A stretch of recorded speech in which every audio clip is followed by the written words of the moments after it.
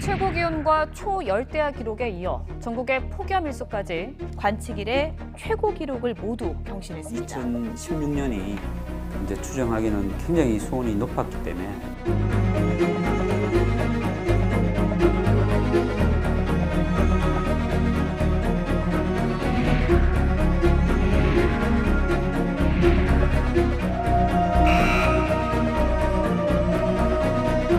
해양에서 폭염이 발생하게 되면 대기에서도 그런 게 일어날 가능성이 있고 우리나라 전체가 또 더워질 수 있다는 연구 결과들이 있습니다.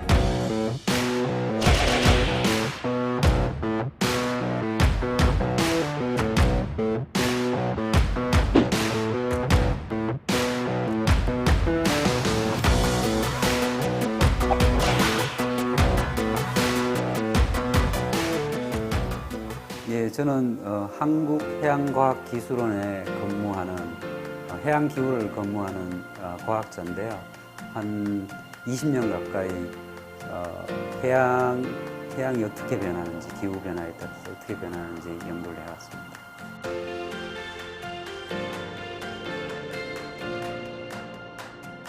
해양열파라는 게 쉽게 이야기하면 우리가 이제 바다에서 일어나는 폭염이라고 생각하면 됩니다. 우리가 폭염이 일어나면 사람이 이제 살기가 힘들잖아요. 굉장히 괴로운데 바다에서도 대표적인 이제 생물이 물고기잖아요. 그래서 물고기들이 굉장히 살기가 힘듭니다. 근데 이제 물고기만 살기 힘들면 인간 입장에서는 이제 괜찮다고 볼 수가 있는데 그렇지만 이게 우리가 이제 물고기를 중요한 그 단백질 소스로 생각을 하니까 인류가 이게 이제 물고기가 문제가 되면 인간 생활에도 큰 문제가 생기거든요. 그래서 이 해양열파, 바다에서 일어나는 폭염, 이런 것에 대해서 잘 아는 게 필요합니다. 보시는 것처럼 이제 우리나라 주변 해역의 표면 수온이 이제 왼쪽 위에 보이시는 그림인데요. 이게 8월 달에 이제 장기 평균 분포입니다. 우리나라 주변은 8월 달이라 하더라도 한 수온이 30도 이상 되는 경우는 굉장히 드뭅니다. 근데 중간에 보시면 이제 8월달 우리나라 표층 수온 분포를 나타내고 있는데 보시면 서해가 대부분이 30도가 넘어요. 이렇게 굉장히 벌겋게 돼 있는데 그리고 남해는 또 그거보다 훨씬 더 뜨거웠고요. 그리고 동해 남부가 굉장히 30도 이상으로 굉장히 뜨거운 해였습니다. 이거는 굉장히 유례없는 바다가 30도 이상이라는 거는 어떻게 생각하시면 되는가 하면 우리나라 주변에는 거의 없고 적도 있잖아요. 굉장히 뜨거울 거 아니에요. 거기 가야 겨우 볼 수 있는 수온이다라고 생각을 하시면 돼요. 근데 그게 적도에 있는 게 우리나라까지 우리나라에서 느낄 수 있다 그러면 이건 굉장히 큰 변화라고 생각할 수가 있죠. 정부 간 기후 변화 연구 단체 혹은 기구가 있습니다. 그게 뭔가 하면 그 엘고가 노벨 평화상 받았잖아요. IPCC가 같이 노벨 평화상을 받았습니다.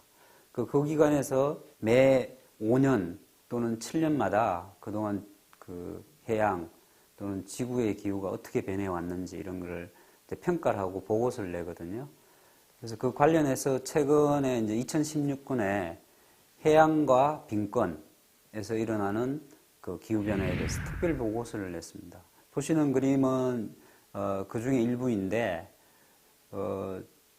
해양열파, 바다에서 일어나는 폭염이 그동안 어떻게 일어났냐, 이걸 이제 보여주는 그림입니다. 보시는 것처럼 이제 태평양의 동쪽에서 굉장히 상당히 큰 영역에서 걸쳐서 일어나고요. 또 하나가 이제 호주 쪽에서 많이 일어납니다.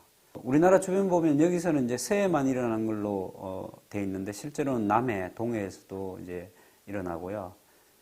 그래서 이게 그 바다에서 일어나는 폭염이 전 세계 바다에서 일어난다. 우리나라만의 특별한 현상은 아니다. 여기 지금 표시하는 거는 해양 열파하고 관련된 어떤 그 극한 현상, 극한 기후 현상을 나타내고 있는데요. 이 전 세계적으로 이제 영향이 나타나고 있고 해양 열파, 바다의 폭염이 또 중요한 거는 이제 그 호주 남부 쪽에 보면 이게 바다의 폭염이 일어나는 게 홀로 일어나지 않고 여러 가지 아주 그 극한 현상, 가뭄이라든지 홍수라든지 뭐 태풍, 그 다음에 연안 침수 이런 것들이 같이 일어납니다. 이런 경우에 굉장히 피해가 더 심각하겠죠. 네, 앞으로는 이제 많은 과학자들이 생각하기에 더 빈번하게 일어날 거다라고 생각을 합니다. 그래서 우리가 미리 그게 어떻게 변해왔고 어떻게 변할지를 연구를 해서 잘 대비를 해야 됩니다. 그러면 이제 과거에 보면 해양열파, 바다의 폭염이 어떻게 변해왔는지를 이제 자료를 통해서 알 수가 있겠죠. 그 다음에는 그 미래에 또 어떻게 변할지를 우리가 안다 그러면 불확실성이 있겠지만 미리 대비할 수가 있잖아요. 그래서 왼쪽 그림을 이제 보시면 과거에 그 해양열파가 10년에 발생한 발생일수 변화가 어떻게 있었는지를 보여주고 있는데, 예를 들면 이제 이게 그 변화가 없는 축이라고 생각하시면 오른쪽으로 갈수록 더 최근에 늘어난 걸 이야기하거든요. 그래서 보시면 한 10일 정도, 과거에 비해서 10일 정도, 그리고 극심한 해양열파는 한 15일 정도 과거에 비해서 늘어났다라는 것을 보여주고, 짙은 색은 이제 더 극한, 그러니까 더 강한 해양열파에 해당되는 거라고 생각하시면 돼요. 오른쪽 그림은 이제 그 미래의 그 온실 기체가 어떻게 변할 거다, 이제 시나리오를 짜가지고 해양열파가 어떻게 변할 건지를 나타낸 그림인데요. 보시면 빨간 그림이 그 온실 기체, 우리가 그 온실 기체를 많이 배출하는 경우에 해당이 되고, 파란색은 비교적 우리가 협력을 잘해서 온실 기체를 좀 그 상당히 줄인, 배출하는 양을 줄인 그런 경우에 해당되거든요. 그래서 보시면 우리가 잘 대비를 못하면 발생 일수가 상당히 늘어나는 거죠. 한 뭐 많게는 2달 가까이 더 늘어나는 거죠. 그러면 우리가 예를 들면 여름을 내내 그냥 기존에는 우리가 겪어보지 못한 아주 더운 해를 겪을 수가 있는 거죠. 그래서 우리가 어떻게 대비하냐에 따라 가지고 달라지겠지만, 어쨌든 상당히 더운 여름이 될 거다 앞으로는. 그리고 바다도 굉장히 더워질 거다라는 걸 이제 우리가 알 수가 있습니다.